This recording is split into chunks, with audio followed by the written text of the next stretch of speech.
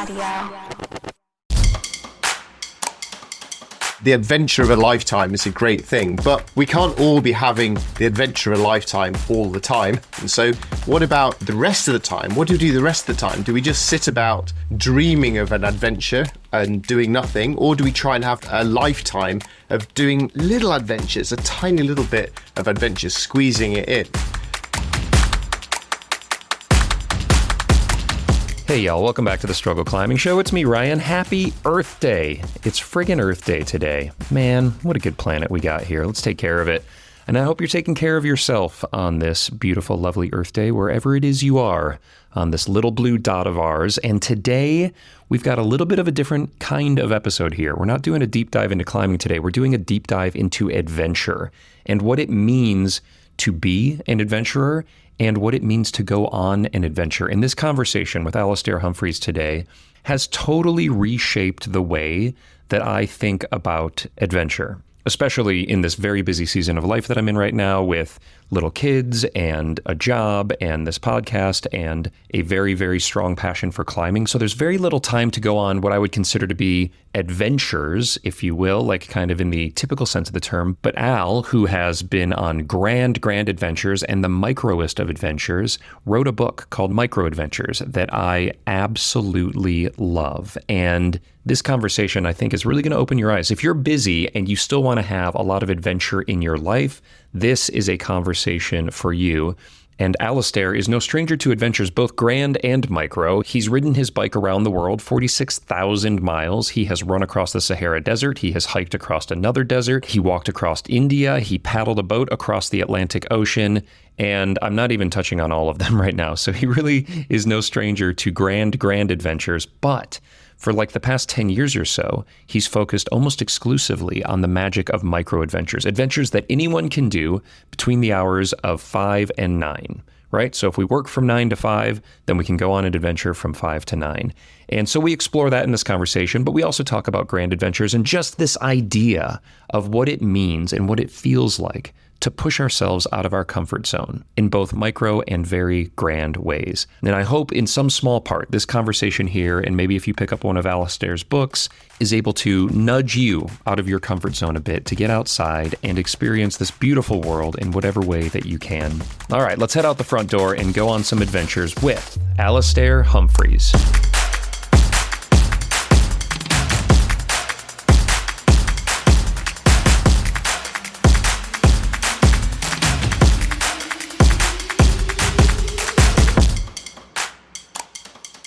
Greetings. I can hear some birds singing out your window there.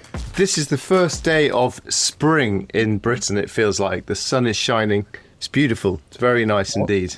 Oh, and you're stuck doing an interview. Well, how gracious of you. Your words, not mine.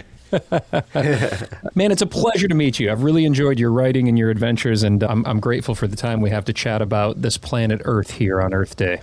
My pleasure. Thank you for inviting me along. Where are you today? I'm in Louisville, Kentucky, United States of America. Have you been? Louisville, on the river. Exactly, the Ohio River. Well, I've not been, but I've spent a lot of time thinking and Google mapping and reading about your corner of the woods, because I've just finished writing a children's book about Lewis and Clark. Oh, wonderful. Yeah, well, they came right through here, of course. Yeah, right through your back garden. That's fantastic. Yeah, so I've not been to that corner of America, but I've done a lot of snooping around on Google Maps Street View to try and get a feel for it.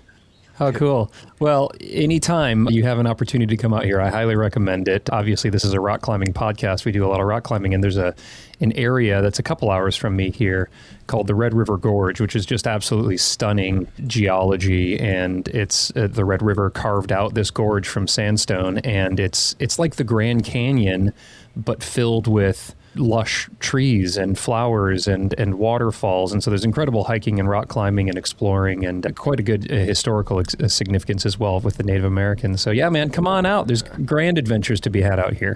I've made a note of it to do some Googling later. Cool. Well, I'm so excited to just explore through your lens, and you're just a heck of an adventurer, what it means to be a human inhabiting planet Earth, especially in a modern society. And really the goal of this conversation here, while I typically speak with elite rock climbers, and we're very focused on performance climbing and training and adventures around the world, kind of on the vertical face of rock. The intention for me here, as just being a fan of your work, is to just take a step and kind of have a deep breath here, as I'm quite busy with kids and work, and then the disposable time that I have, if you will, is often put towards this sport that I love so much, which gets me outside and gets me on a lot of adventures. But I always tend to have a goal. Like, I have a very specific thing I want to do when I go outside. I want to go try to achieve an objective on rock, and that's quite different than going outside and just interacting with the natural world and seeing what comes. And you've done quite a bit of that. And of course, you've also had plenty of goals in the adventuring that you've done out there. And so I'm just excited to have a conversation here without an agenda and kind of see where it leads. But maybe where I'll start, if I could, is through the lens of struggle, since this is the Struggle Climbing Show. And you seem to be no stranger to struggle in your many adventures that you've had, both grand and micro. And so I'm curious, Alastair, what that word means to you as an adventurer. What is struggle, and what's your relationship with it? Oh, gosh. Well, I'm glad that you added the as an adventurer part to it, because I think if you ask what is struggle, and then I give you some sort of answer about going on adventures, there'd be about 1 billion people in the world today who are in war zones and don't have enough food and can't feed their kids, and their families are dying, who would strongly disagree with my definition of struggle. So in the context of adventure, I would say, well, a lot of it is, I guess, playing at making life hard. And perhaps it comes from times when my life in some senses feels too, I mean, geez, this is some spoiled whinging here, but it feels too easy and too comfortable, and my bed is too soft, and the fridge is too full, and the shower is too warm. And how ridiculous does this all sound? But sometimes it just sort of, I glaze over at all that good stuff, and I need to go and have a really miserable time being very cold, very wet, not getting much sleep, eating terrible food, simply in order to come back home and be grateful for the good stuff. So I think a lot of what I do is just playing at having a hard time in order to be grateful for my very good normality. You know, it's interesting because you're British, and your history on the matter is going to be a lot better than mine. But at least from what I understand, the provenance, if you will, of rock climbing is mountaineering, and of mountaineering was, I think, quite a bit of very comfy, rich British blokes who were like, we're too comfy. Let's try to get out and push ourselves to do something hard, or maybe to conquer something. It seems to stem from a position of being overly comfortable and then having discomfort in that comfort. Yeah, I think it's definitely that. Plus, there was also a really interesting thing that I find hard to imagine, is that 200 odd years ago, people used to think the mountains were ugly and frightening and menacing and not nice places. And then romantic poets like Wordsworth in the Lake District come along and go, hey, guys, this is actually really nice. It's beautiful. And he's wandering around lonely as a cloud, and people start to gradually see these wild places as beautiful. And yet on top of that, I suppose there become people who then start to have the leisure of some free time and the notion of going to do stupid stuff in hard places, which is always a good starting point for an adventure.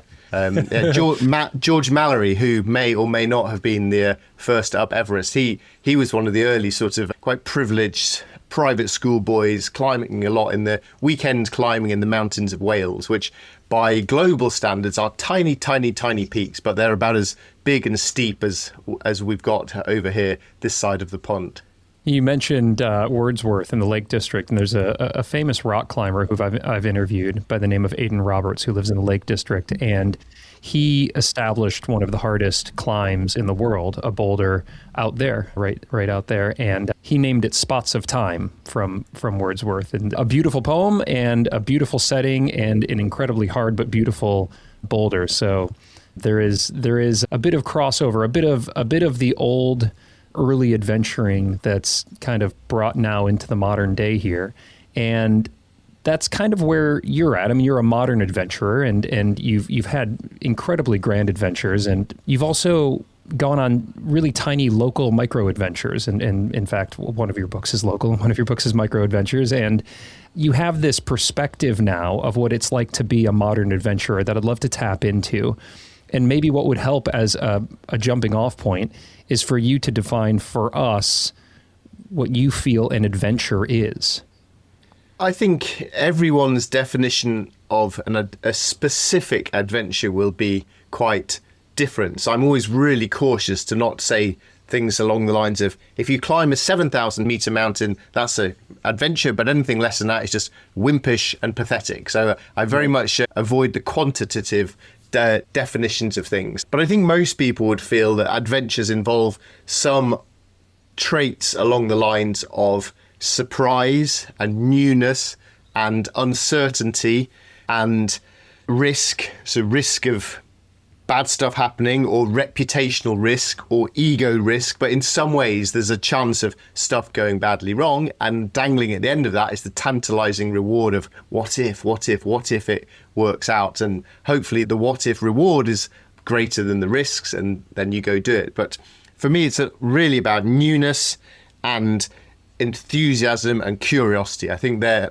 constant phrases that have stayed, even as my definitions have evolved a lot over many years. When I first got into adventuring, it was very much from the old school, epic, elite world of reading about great people who are doing crazy things, and deserts, mountains, all around the world, the real elite pushing the limits of what was humanly possible, and feeling as a bit of a sort of mediocre, average loser myself, I was really drawn to these stories and fascinated by them, and really intrigued by trying to push my own potential. So my early years in adventuring were very much about trying to push as hard as I possibly could and go as far as I possibly could.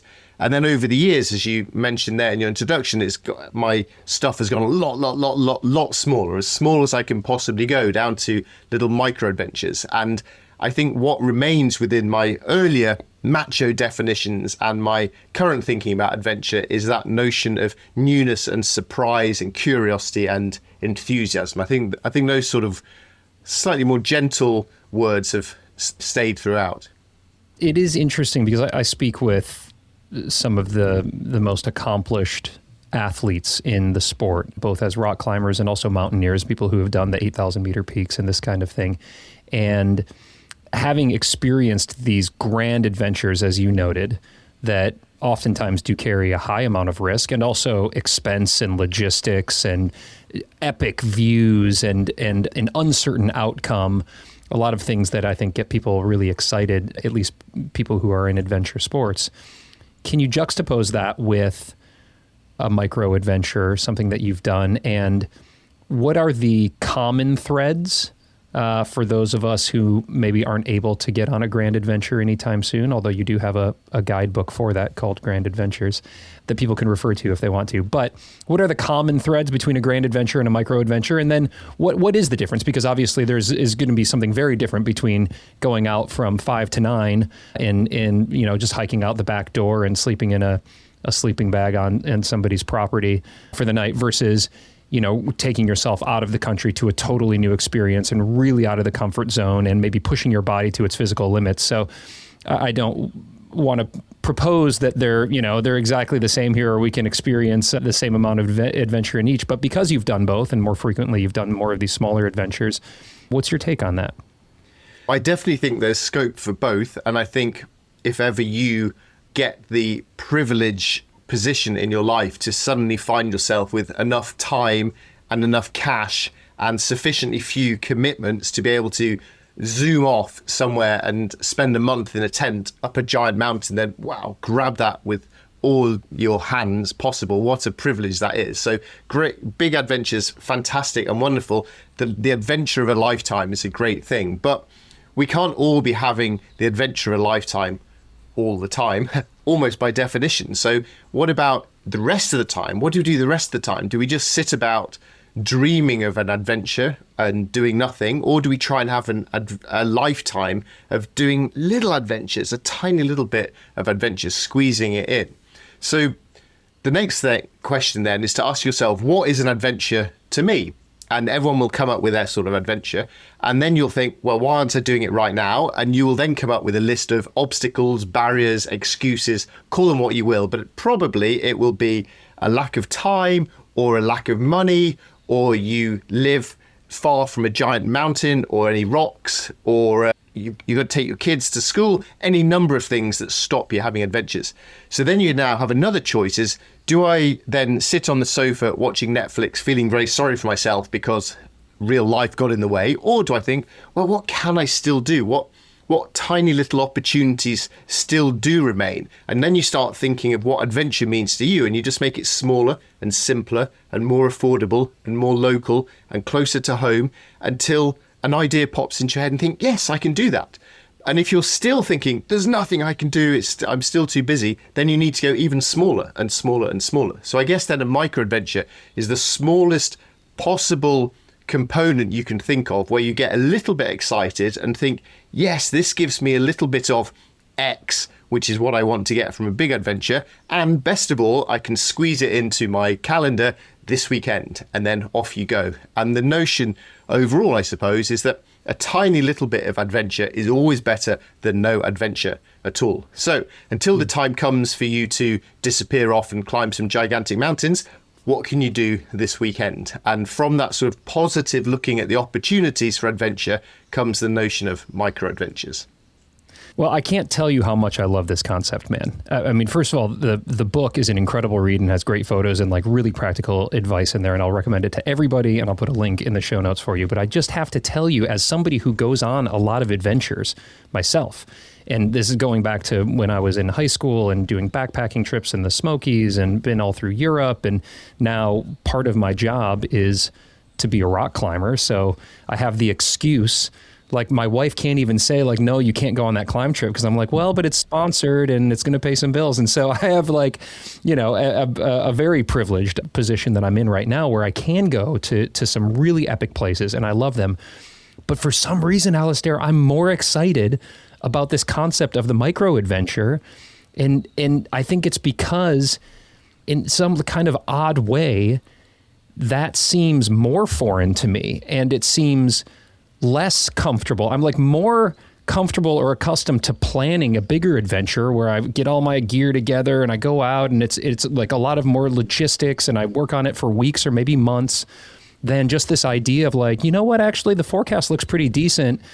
After I pick the kids up and we eat dinner, I'm just going to like hike out and try to do like a 5-mile radius around my house and sleep somewhere as you've done. And I haven't done it yet because like it kind of scares me. It's so weird. Well, it's something different, isn't it? And rather than eating dinner with the kids and then doing it, why not take the kids on a little hike around where you live and eat dinner out in the middle of nowhere? And those kids then will be like, yes, and I'm like, Dad, do you remember that time when we ate our dinner in the middle of a field? That was awesome. So yeah, adventures as being a break from the norm is a good thing. And I think, so what resonated with me with what you were saying there was back in the days when I was doing really big expeditions and yes, getting paid to go off and have a brilliant time, just so loving it all, I did start to realize that there was a sort of familiarity coming to this sort of thing. You know, you get an email comes in, they say, right, we want you to go and do this, we'll pay you some cash, turn up here, you have a great adventure, you get some money, or even without the money, your buddy emails you and say, hey, let's go do this, and you go off somewhere and you spend a bunch of time having a big adventure. By the time you've done it a lot, you kind of know what that's like. You know what to pack, you know what food you need, you know how to put up your tent, you know how to tie all your ropes, you're not going to fall off and die. It's all kind of under control and you're probably going to succeed at what you're doing. So is that still an adventure? I mentioned in my thinking about adventure earlier, the notion of uncertainty, not knowing how it was going to pan out. And I was getting to a point where I knew that, you know, if someone said to me, right, here's a bicycle and a passport and $1,000, go and cycle to China, I could do that. I know I could do that. So therefore, is that still an adventure? Or in a weird kind of way, is that me being in my own comfort zone, a kind of strange comfort zone, but a sort of familiarity and comfort? And I tested that with an adventure that was one of my absolute favorite experiences. I decided to follow an old book from the 1930s, and I spent a month walking through Spain with no money and only a violin to play in the streets to try and earn some money. But I cannot play the violin at all. I completely suck. You can look on YouTube. This is not English false modesty. I totally and utterly suck. And also on top of that, for me, the idea of performing in public, singing, dancing, playing the violin, really, really scares me. It scares me much, much more than sleeping in a tent on the top of a mountain. It's terrifying. And once I had this idea, hey, can I walk for a month in a foreign country with no money, no credit card, no safety net, and only this stupid violin screeching away? That frightened me. I was suddenly full of uncertainty and nerves, and I realized, hey, this is the adventure. The violin is the adventure, not walking 500 miles and camping out at night and cooking on fires. I've been doing that for 20 years. The adventure is the violin. So maybe that's the case for you, Ryan. Maybe you've got a little bit comfortable with your big, wonderful, big climbing trips, and it's kind of a comfort zone in its own way. Man, that is fascinating. How did that pan out with the violin? Did you make some money? Oh, I think, well, I don't know if you can notice, but I was quite enthusiastic when I start talking about this. Whereas talking about some adventures on podcasts, you get a bit jaded because it's kind of, man, I've told this story a million times and it's a bit boring. Right. But I still really like the violin trip. If you can look on, I've written a book called My Midsummer Morning. There's two versions of this story. There's Al Humphreys, cheerful English adventure guy going off doing fun sort of stuff. And if you look on YouTube and you type My Midsummer Morning into YouTube, you'll see me having a fantastic time. Then you read my book and there's all the adventure stuff, but there's also what happens when someone really wants to go do adventures, but also feels really bad about leaving his kids and family and going off to do this stuff, and that sort of struggle of your sort of wanderlust versus your responsibility, blah, blah, blah. So two true stories, but very different stories. To actually answer your question, how did it pan out? It was the most scary thing I've done. Well, since perhaps, when you first asked me to be on this podcast, I declined because climbing is not my thing. There's a mountain challenge in Scotland called the Coolin Ridge. And on there's a really scary high rock called the Inaccessible Pinnacle. If you Google it, you'll see what it's like. It's beautiful. Anyway, that's the most terrifying thing I've ever been up in my life, until I had to stand in a little village square in Spain with no money in my pocket and play my violin in front of people walking down the street. I was as scared. It's a good parallel, actually. I was as scared as you are when you're hanging onto a rock feeling really out of control. I was so nervous. It was terrifying. But eventually, long story short, I got a coin. If you get one coin, you can get two coins. Suddenly it becomes possible. And off I went through Spain, having what was the most joyful, exciting, exhilarating adventure possibly of my entire life. I absolutely loved it. And my violin playing still completely sucks.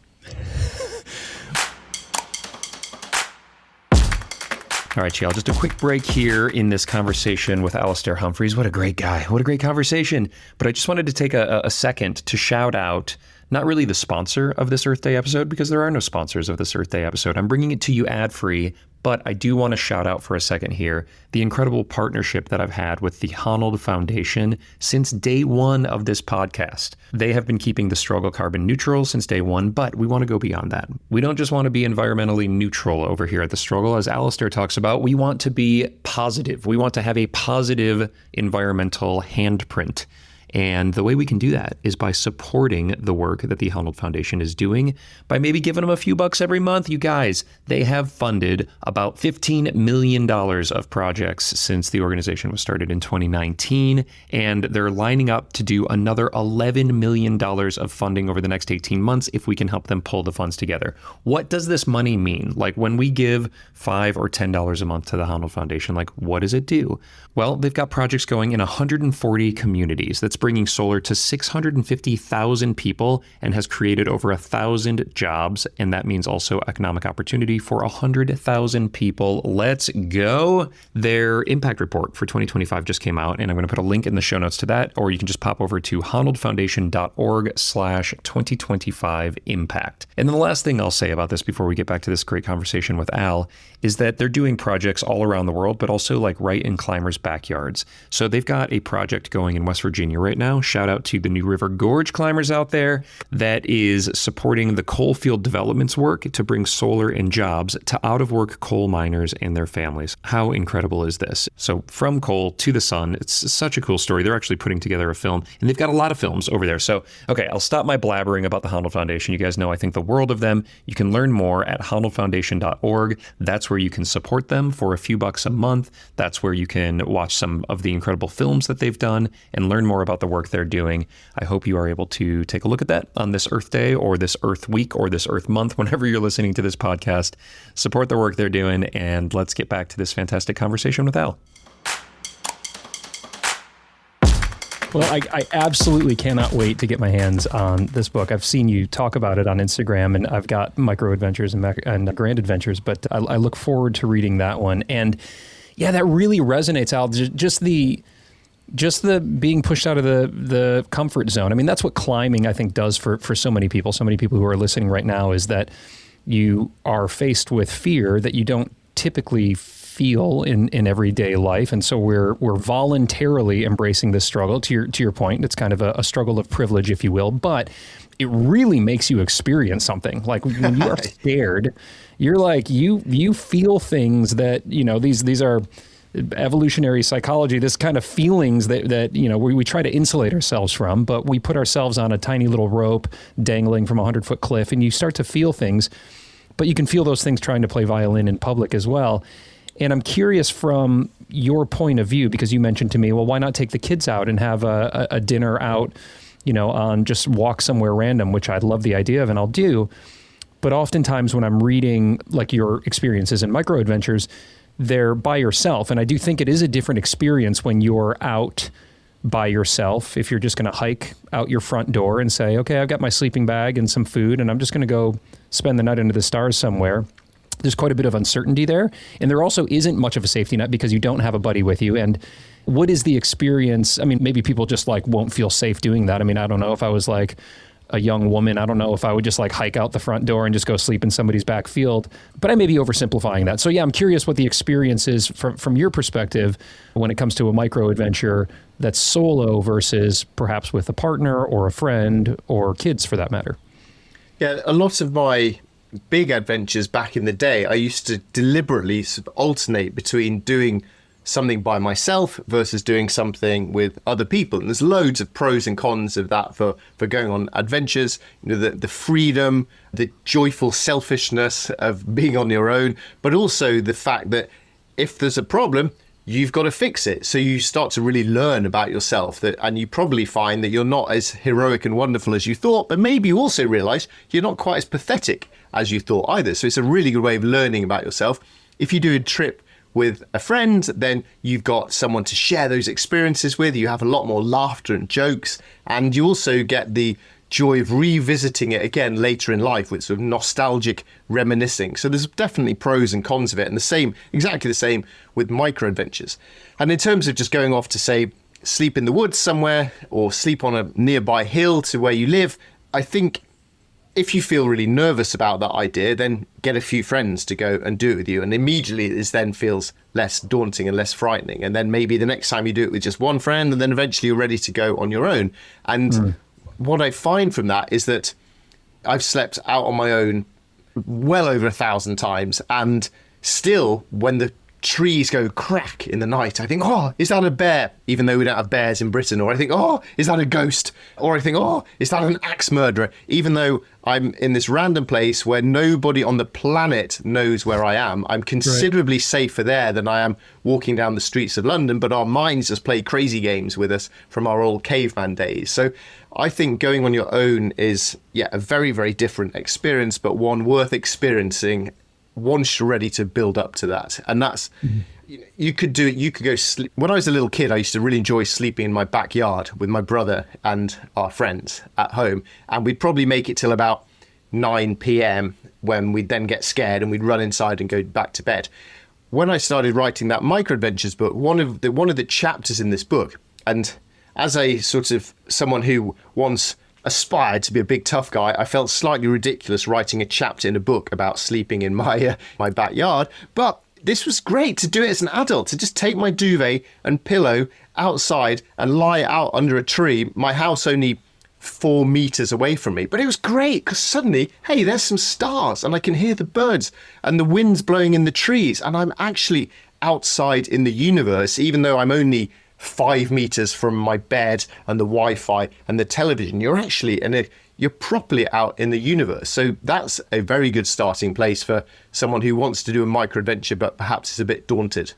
And also, if it rains, you can just pick up your duvet and go back inside. And you can then also lie outside your house with a glass of wine, feeling quite pleased with yourself, and then take the wine glass in the morning and put it in the dishwasher. So this is very civilized adventuring.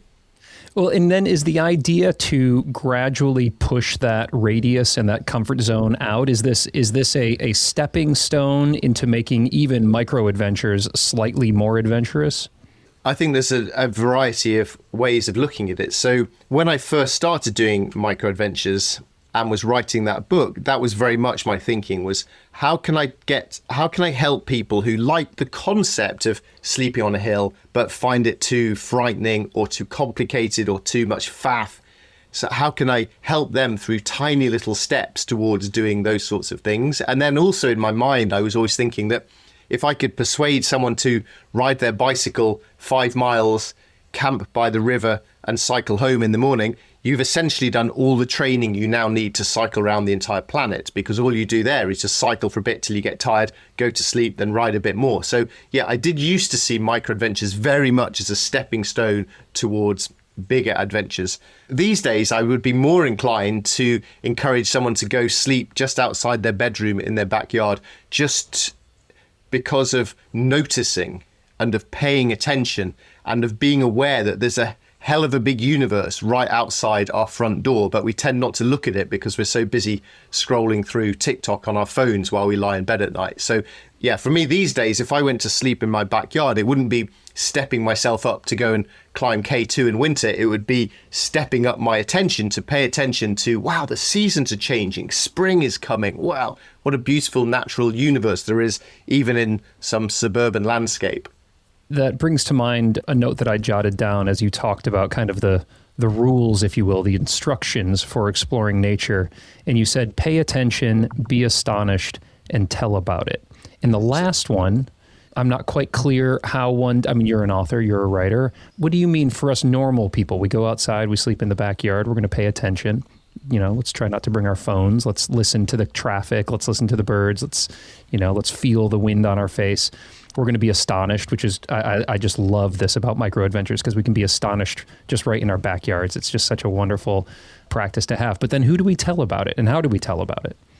Well, first of all, I need a giant legal disclaimer that what I wrote there is a direct steal from the poet Mary Oliver. They're her lessons for life, paying attention, being astonished and telling about it. Sometimes I do talks at businesses about adventures and stuff, and occasionally the more proactive businesses know that I'm coming in, so they try and get a few of their staff to go have a micro adventure first. And I gave a talk at quite a big sort of boring accounting company quite recently, the usual sort of boring corporate boring stuff. But they've got these sort of 4 or 5 people who came up and they each had to do a 2-minute talk about their own little micro adventures. And a couple of people's were tiny, like they sort of cycled a few miles to work when they'd only ever driven it before. So, and then a couple had gone up to and camped somewhere. So a variety of things which for those people felt like adventures. And what struck me was how joyous all of these people were. They all were like, this was amazing and what a fantastic thing to do. And they wouldn't have done that if I hadn't been telling other people about the things that I was doing. And what was really powerful about that event was not me banging on about my glory days. What was really powerful was people in the audience hearing their friends from the office speak with joy and astonishment about stuff they'd found on their backyard. So I just think the telling about it part is maybe just a public service good for if you find something that adds value to your life and feels like it's a good net positive for the world, then hey, try and get your buddies to join in as well. I think a really good rule for big adventures is the opposite of that, which is if you're trying to decide, should I go on a really big expedition? Yes, you want to pay attention, you want to be astonished, but I think a really good rule is, would I go and do this big adventure if I could never tell anybody about it? Would I do this thing if it was only intrinsically for me, not just so that I could show off about it to my sponsors or on Instagram. And if it feels like a valid, worthwhile thing inside and no one would ever know, then I think that's a good reason for an adventure. What will we do with our one wild and precious life is a quote that I came up with, and I'm going to stick with. No, we'll just continue to plagiarize Mary Oliver over here. Yes. Yeah, that's wonderful. It's interesting because there does seem to be a dissonance, if you will, between kind of experiencing adventure or experiencing adventures so that we can then like spray about it all over Instagram. And maybe at the end of the day, like there's kind of I used to be in the nonprofit world when I was the founder and director of the Forest Preschool that you and I had messaged about a little bit there. And, I used to say there's no such thing as bad philanthropy. Like somebody's giving because they want their name on something or whatever. It's like, it's fine. I'll take your money because you're going to do good with it. At the end of the day, is there such thing as bad adventuring though? I think there's bad adventuring if you elevate yourself by making other people feel worse about themselves. I think there's bad adventuring if you go off to wild and beautiful parts of the world that you love, but in doing so are wrecking those wild and beautiful places through your actions. I think they're very bad adventures. But when I started to think of the idea of micro adventures, one of the things I was always trying to think about was to make it so that it was not a comparative business. There's quite often when at the end of I've done some talk, people come up and they have a little chat and they're like, "Oh, I'd love to do so and so, but I can't do anything like you." And that's completely the wrong message that we in the adventure community should be portraying. What we need to be doing is making everyone think, yes, I can. For me, X is an adventure, and therefore I'm going to go and do it. And just because Alex Honnold could do it in his sleep shouldn't belittle that for others. And I just picked his name around him. He's not a belittler by any means, but I think adventuring can be bad if it is done at the expense of others or at the expense of the wild places we pretend to love but actually wreck. I'm glad you brought that up because this is an Earth Day themed discussion that we're having here. And one of the recurring conversations that we have within the climbing community is that of being, by and large, a group of environmentalists and conservationists and people who love the natural world, but then we obviously have impact. We hike on trails and we climb on rocks and we use chalk and we oftentimes will put fixed gear into the rocks to make it safe in case we fall. And so, there's some damage. Maybe on a larger scale is just the carbon footprint that we might have if we're going to take a big climbing trip or an expedition. We're driving big vehicles or maybe we're flying. And this is something that I just even noticed recently on your Instagram because you had, as you're working on this new book that I'm excited to talk about in a moment here, you had used AI to kind of workshop some book covers and, the armchair experts all kind of came out in force on that, as seems to be the case when anybody uses AI for anything these days. And so, yeah, just you had a kind of a nice post on the heels of that, just talking about how, we're all contradictions and we're kind of making some equivocations here with regard to, I can be an environmentalist, but also understand that not everything I'm doing is going to be perfect. And so where does that come into play with adventuring, whether it's micro adventures or just being a human, just being somebody who cares about the natural world? Yeah, I think it's a really big issue.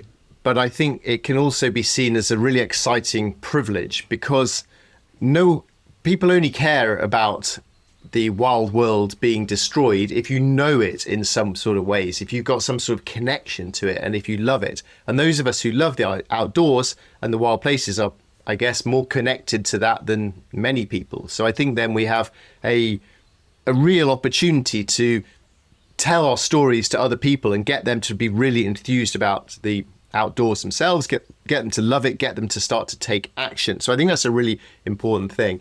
The next stage to it, I suppose, is the thought about whether I'm going to leave no trace, leaving in pegs in the wall, chalk.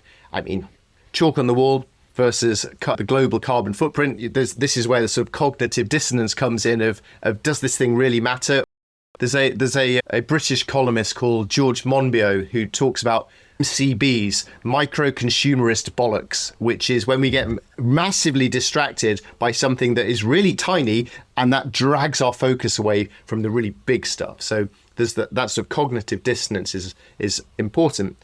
But of course, we should aspire to leave no trace. That's one of the classic principles of life in the outdoors, isn't it? Leave no trace.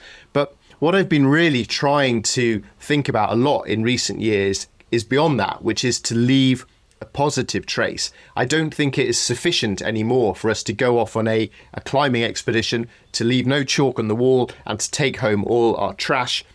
We're not going to heal the world. We're not going to make the world better by leaving no trace. So we need to find ways to leave a positive trace. That might be cleaning up other people's chalk, taking up home other people's trash, or bigger than that, talking about things to try and bring about the systemic changes that are far more necessary than the little individual tweaks we can each make. You mentioned the carbon footprint, and of course, I think we have a moral duty to try and lower our own individual footprints on the planet. And I think a nice phrase is to think about our environmental handprint as well. So if you think of our environmental footprint as the damage that each of us cause, me using ChatGPT to design a book cover, you and me now talking on Zoom and using some electricity. So we've all got this individual environmental footprint. We're all doing bad stuff all the time. And you can measure that, you can try and reduce it. But much more positive and actually much, much bigger is to think, what is your environmental handprint? And that is, what good can you do to make stuff better? So potentially, Alex Honnold, very famous, could get on a jet plane and burn 10 tons of carbon to go somewhere, but that's his footprint. But the handprint, the good he could potentially do from that can be vast. The footprint influences yourself. The handprint can influence hundreds and thousands of people. So I think rather than worrying too much about the negatives, we obviously want them down, much better to try and think, what positive things can I do to increase my environmental handprint? I love that concept. Can you share for us ways that you personally are leaving a positive trace, or your handprint, if you will? Okay, so leaving a positive trace, I have gone from some very small things I do. So one would be that for a long time I've left no trash when I've been out walking, leaving no trace. Now, when I go out, I take with me a garbage bag and I pick up other people's stuff as well. So I'm leaving a small positive trace.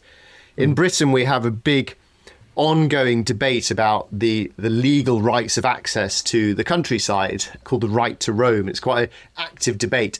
And in my earlier micro-adventuring phase, my aim would be to leave no trace. So just sleep on a hill somewhere, make sure no one finds me, everything's fine, go home, don't even worry about it. Now I'm trying to be much more proactive about it by having discussions whenever I can with farmers, landowners, different sort of people about how we can maybe share the land to make it better for everyone. So that's a sort of two small examples of positive traces. And then in terms of the sort of bigger adventures I've done, a bunch of years ago, I decided that it just didn't sit with me anymore environmentally to fly on aeroplanes to go and have adventures in wild places. That just felt uncomfortable to me. So I stopped that, and that was the reduction of my footprint, I suppose, in that small world. But then the handprint I have is that because I write books and I do social media and stuff like this, I hope I can be talking positively about local non-flying based adventures, so that might spread to wider people and hopefully have a bigger positive impact than just me not going on a plane somewhere. You touched on something just a bit ago that I want to kind of underscore, if I can, for the listener. And you said something to the extent of, we can't be good environmentalists or stewards of the natural world without knowing it first, and hopefully loving it and having these, awe-inspiring, beautiful experiences out in it. And I can attest to that as well. In fact, just a few days ago, I went camping with my son. It's early spring here, and we went out into the backcountry of the Red River Gorge, and he didn't want to bring a tent. He's 11 years old, and he just wanted to sleep in hammocks. And so we brought our hammocks and we went out. And, I probably should have anticipated this, although in retrospect, I'm glad I didn't. But about midnight, he got really, really cold. And so I gave him my sleeping bag and my hammock, and he slept there. And so then I didn't sleep. I laid in the dirt next to the fire, tending the fire to be warm, but looking up at the stars and connecting with like my need to have this fire going, but not too hot or not too cold, and like really trying to figure out like how to get this fire like right where I needed it so I could like kind of lay in the fetal position next to it and be warm but not burned. And I got, literally, I probably got 12 minutes of sleep or something like that the entire night. But then I saw the sky start to lighten, and it was just a few lumens, and then it got, it was like from a black to a deep blue to a lighter blue, and all of a sudden the sun started to come up, and the owls changed to the bird songs of the morning, and it was such an incredible experience. Alastair, I got to say, I haven't yet had a backyard micro adventure like you've written about, but I'm quite excited to do it now after inadvertently kind of epicking out on this camping trip that I just had with my son. That's a great story. And I can just imagine him in the morning getting out going, "Oh, I slept great. Where's breakfast, Dad? Come on, where's my breakfast?" Totally. He got like 7 hours of sleep. Yes. He felt like $1 million. Yeah. Yes. Oh, gosh. You may have had him on your podcast. I don't know. The climber Andy Kirkpatrick, who's a British climber who tells very funny stories. I think about this every time I'm cold when I'm camping. He was hanging in one of those crazy portaledge things in, right.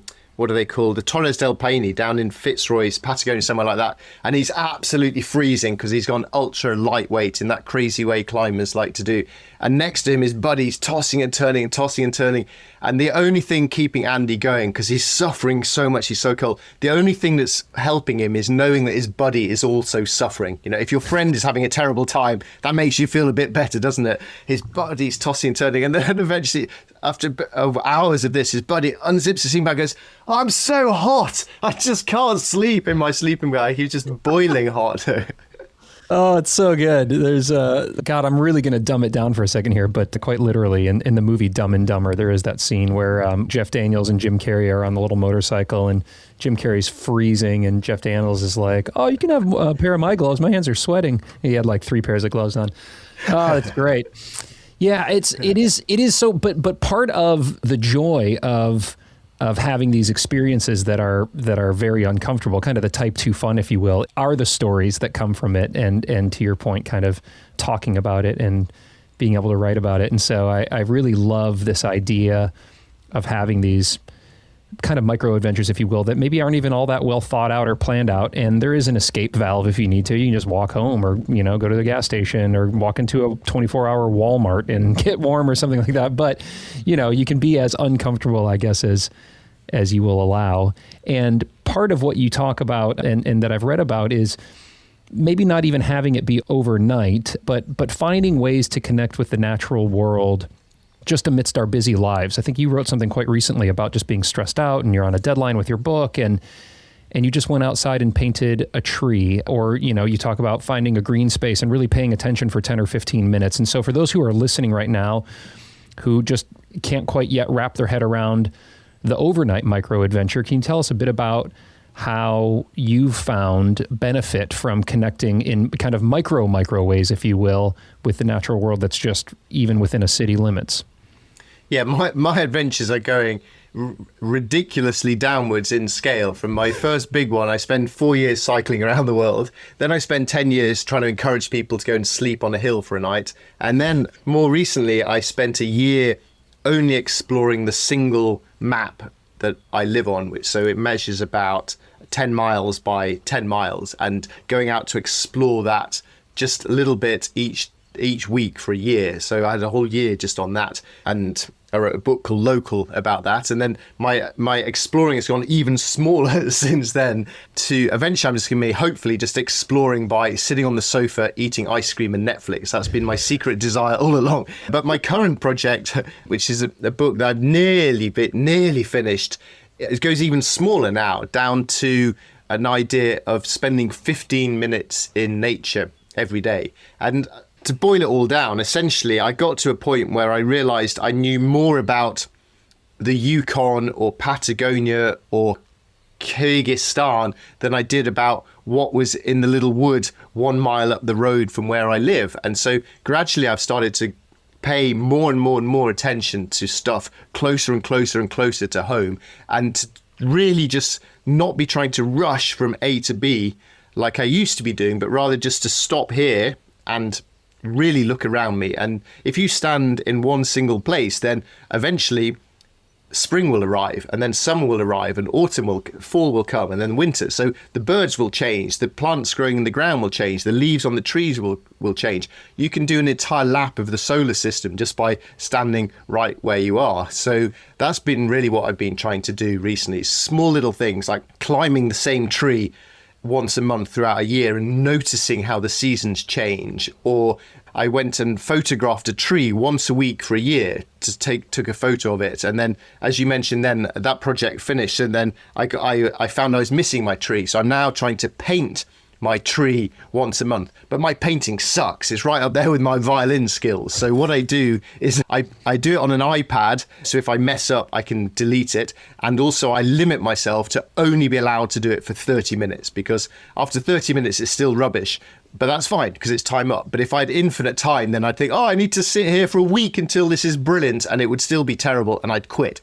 So I've forced myself to have it deliberately constrained and deliberately small, because doing a little bit is better than doing nothing at all. So yeah, I've just been doing tiny things like that. I did a project with an American artist called Anna Brones. She was thousands of miles away from me, but we collaborated. Once a month, we would go out and, very adventurous, have a coffee in the outdoors. And so it's a whole year around coffee and the outdoors. So rather than just going to Starbucks or your local drive-through to get a coffee, we would have a coffee in a wood or by a river, or wait when it's really raining hard, have a coffee outside under an umbrella or under a tree, just to get normal things in life, but do them in the outdoor universe, and to pay attention and hopefully de-stress from all the boring stuff of life as well.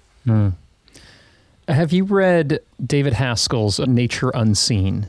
Are you familiar with that book? Yes, I can see it from where I'm standing. Yes, a fantastic book. Yes. The Forest Unseen. He goes out over the course of a year and explores 1 square meter, doesn't he? And that's right. With a biologist's eye. So yeah, that was very high on my inspirations for these ideas of, you don't need to go far, you just need to really start looking. It's that paying book. Attention. I read it continuously. I started reading it when I was the director of the forest preschool, and then I had all my educators read it, and it really just teaches one to kind of get on your hands and knees. He uses a loop, like a magnifying glass, if you will, to really get close and just like watch a snail work its way across the mandala for the next, there it is. Yeah, there's the book.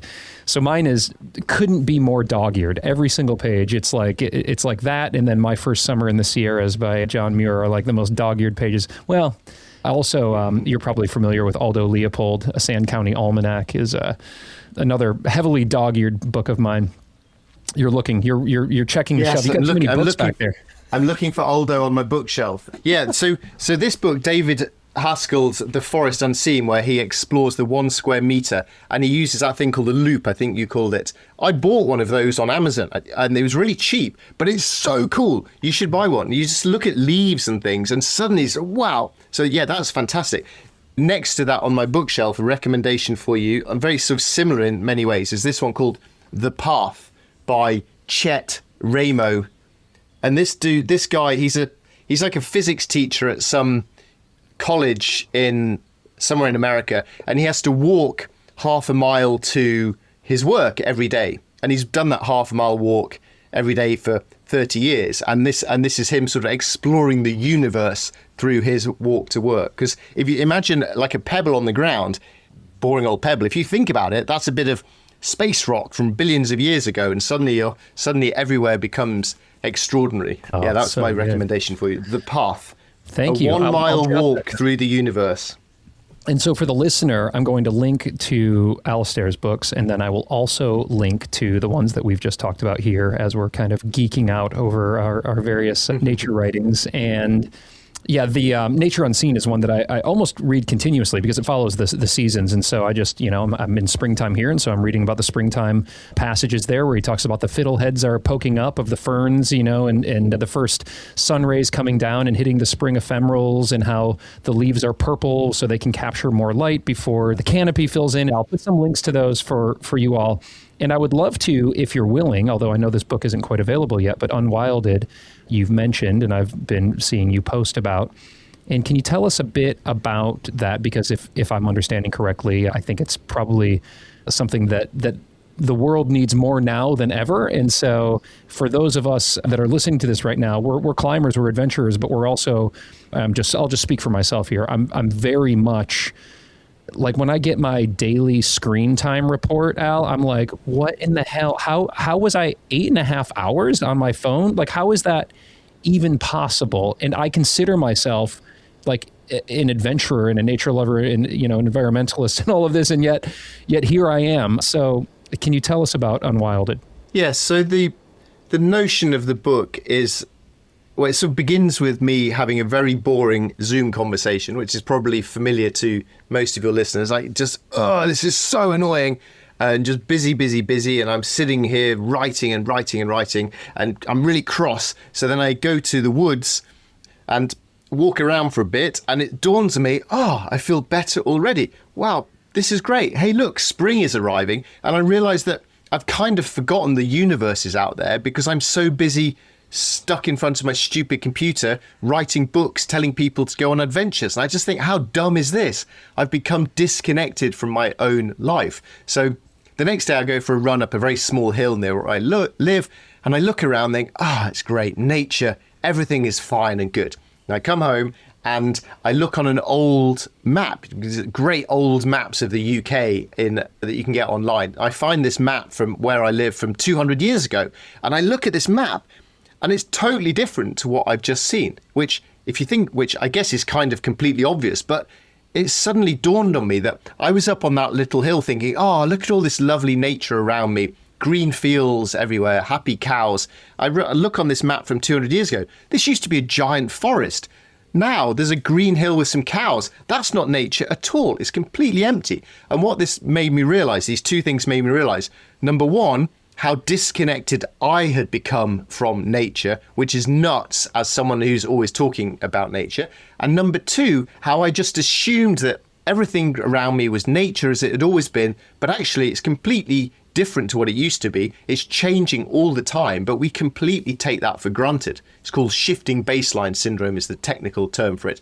And my thesis then is that individuals and society being disconnected from nature, and us allowing the natural world to get worse and worse through creeping, shifting baseline syndrome, is responsible for everything that's wrong in the universe. Our terrible, terrible diets, our poor health, our mental health.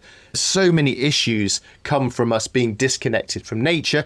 And then my cheerful, rousing way of solving every problem in the universe is trying to get people to commit to spending 15 minutes in nature every single day, because that was the British government came up with this plan a couple of years ago that everyone should live within 15 minutes of a green space for all the health, all sorts of good reasons. And then inevitably, being the government, by the end of the year, they gave up on that idea and wriggled out of it. So I thought, right, I'm going to take that and try and get everyone to spend 15 minutes a day in nature paying attention. And nature applies wherever you are. Even if you're in the middle of New York City, there's a tree 100 meters from where you are, go and give that tree a hug for 15 minutes a day. And I think from that, we will then start to connect with nature again and save the world. Sometimes I have this thought, like, what would happen if the politicians of the world just went out camping one night? Well, I can tell you a little bit of it because, testing my American history, Roosevelt went camping with John Muir in California. Yeah, in Yosemite for, I think it was 3 nights. He just disappeared. The Secret Service was like, what the hell? And from that comes the national parks of America, the first in the world. So, yeah, geez. I mean, this is an entirely different podcast, but I've spent much of the last 20 years wishing that every single president and prime minister would go backpacking through lots of scary foreign countries for 6 months before deciding to do bad things to people. So, yeah, I'd be well up for getting everyone to go camping for a night. And I think that would really help. Barack Obama went hanging out with Bear Grylls, didn't he? I never saw that, but I believe he did.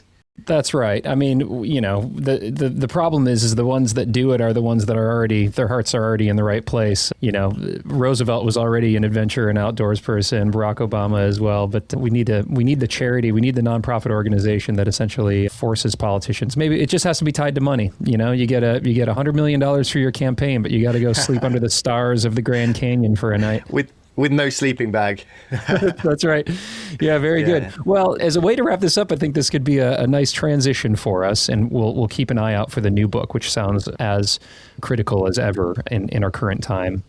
And also, by the way, just to remark on what you just said there, 15 minutes is just the easiest thing. I mean, I spend 15 minutes just scrolling through ads on Instagram to find the one post that I'm looking for. And so, this concept of Shinrin-yoku or forest bathing that's being prescribed in some cultures instead of antidepressants. I mean, 15 minutes looking at a dandelion in the front yard, there's real wonder and magic there. And I speak from a bit of experience being the director of a forest preschool and spending now hours every single day out in all weather with little kids and just looking through their eyes at the wonder of nature. They'll sit and look at a rock for an hour. And it's not a rock, it's a dinosaur egg, and they're waiting for it to hatch. And it's just absolutely incredible, what you observe through the eyes of a child. But we can also recapture that ourselves, even if you don't have kids.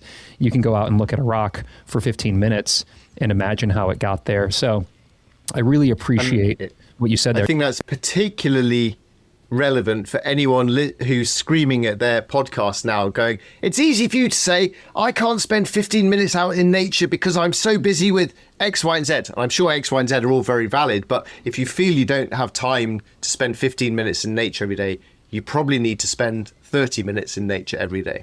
Hear to that. And it is so accessible. Again, I will link to Alastair's books here. Micro Adventures has been my bedside read for months now. And I like relish in these little adventures that you have, thinking about how I'm going to be doing it myself. And to wrap this up for our conversation, Al, I'm curious, what is on your plate for your next adventure? And it could be a micro adventure or maybe something more grand, but what will happen this weekend or maybe next month or this summer? Can you tease out where adventures will be taking you in the near future? Gosh, on a bigger scale, I have absolutely no idea. I've spent quite a bunch of years now writing about Local and Unwilded, which essentially is reading endless bad stuff about bad stuff happening to the planet, and it's really ground me down. So I'm really determined that my next project will be a hopeful, positive, uplifting one personally, as well as hopefully for the readers, but I've literally no idea what that will be. As for what's coming next, today is, I think, the first sunny and warm day in England for about 75 years. So I'm extremely excited, and I plan to spend it climbing trees in the woods and hopefully in a month or so start jumping into rivers again, which is one of my favorite things to do. See, you are a climber after all. I like tree. I love climbing trees. I climbed a big giant redwood tree once with a tree surgeon. I loved that experience. Oh, incredible. And actually, I didn't find that one bit scary, actually. I absolutely loved it. John Muir, he climbed right to the top of a tree in storms, didn't he? He used to tie himself to the top and sway around in the storms. We'd all do better by living a little bit like John Muir or like Al Humphreys. So thank you so much, man. I really appreciate your time and just everything that you're doing. I'm excited to read the latest book and go on more adventures. Thank you. I've really enjoyed it. You asked good questions, so thanks very much. All right, y'all, that wraps things up with Alastair Humphreys, and you've got your marching orders now, as do I. We need to head out our front door, maybe with no plan at all, and just a sleeping bag or a blanket and a pillow, and just have a little adventure, a little micro adventure under the stars. I'm telling you, the experience that I had camping with Ferris recently, where I just had to huddle up next to that fire and stay warm all night, it just filled me with so much joy and magic that I cannot wait to do it again. So I'm going to do it again, and I'll post about it on the Struggle Instagram. And if you want to see more micro adventures from Alastair, he's got an incredible Instagram that you can follow along and see what he's been doing out his front door, and also some of his grand adventures as well. And I highly recommend you pick up some of his books. Micro Adventure is one of my favorites, and that's what really sparked this entire conversation here. And I will link to that, but he's also written many other books, Grand Adventures. He mentioned My Midsummer Morning, where he really pushed himself out of his comfort zone and hiked across Spain with a violin. I'm going to link to that video also in the show notes of him playing the violin very poorly, in his words, not mine. He plays a lot better than I would ever play if I had to pick up a violin. But then there's a lot of other books in there, and he's got a great website. I'm going to link to that, where you can learn more about how to take an adventure. In fact, he's written a book called A Notebook for Living Adventurously. So all of that's in there, and I just think this world will be such a better place if we could all walk outside and have little adventures and connect with the natural world. And since it's Earth Day, I think that's a pretty good idea. A pretty good goal that I'm going to set for myself is to, rather than just go out with the objective of rock climbing, which I love, but really to take some time to connect with the natural world, whether it's a tree in my backyard or taking a 15-minute break in between rips out at the Red River Gorge and just taking a look at some wildflowers or looking at the waterfall in a way that I hadn't before. Sometimes I get tunnel visioned when I'm climbing and I'm just like really focused on performance.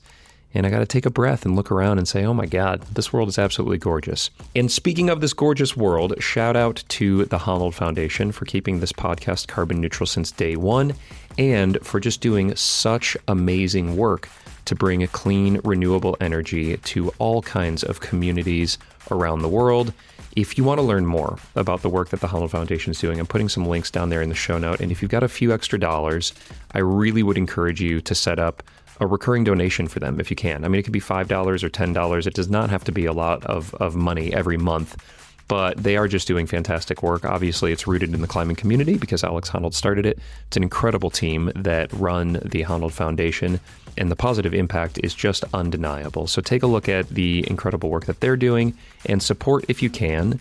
And I will be back next week with a very geeky, deep dive conversation on this show with Coach Neil Gresham. I'm so psyched. He's been one of the most requested guests in the podcast over the past couple of years here, and it does not disappoint. So stick around for next week's episode with Neil, including an incredible bonus episode for Patreon and Apple subscribers.